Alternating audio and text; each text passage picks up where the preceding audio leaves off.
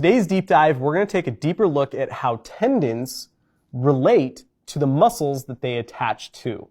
So what you have in front of you here is the calf muscles. So this is going to be gastrocnemius, and then if I reflect that back, you can see what's called the soleus muscle. Now both of them are actually going to blend into and attach to the calcaneal tendon. That's this massive thing in front of you, but most people would just refer to this as the Achilles tendon. Now, this is made of, as is all tendons, tons and tons of collagen.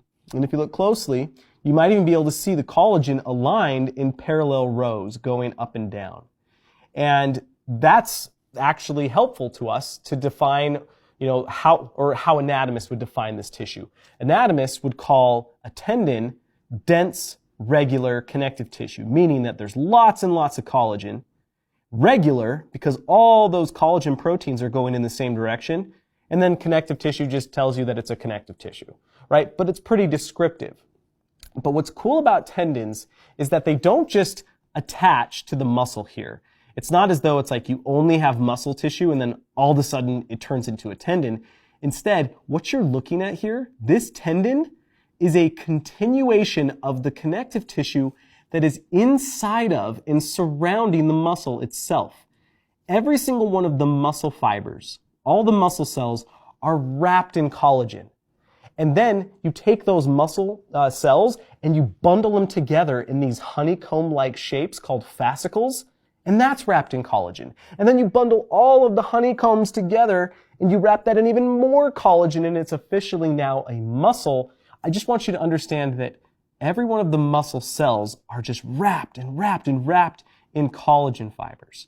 And then what happens is as they're traveling with the muscle cell, well, all of a sudden the muscle cell stops, but the connective tissues continue. And they become the tendon. So you could almost think of as the tendon as just like it's emerging from the muscle cells itself. Or maybe not inside the muscle cells, but around the muscle cells. And then what happens is they continue down, and then the collagen blends into bone, because something that many of you may not know is that bone tissue also has collagen in it. So what happens is the tendon will come down, and in the case of the calcaneal tendon, it'll insert, surprise, surprise, at the calcaneus or your heel bone. But the tendon doesn't just like wrap itself around the bone. No, the tendon literally blends into the bone. It becomes part of the bone. So think about this. This is how muscle contraction is then going to work, right? So as the muscle cells contract, all the proteins inside of there contract, the connective tissue that wraps them moves with it.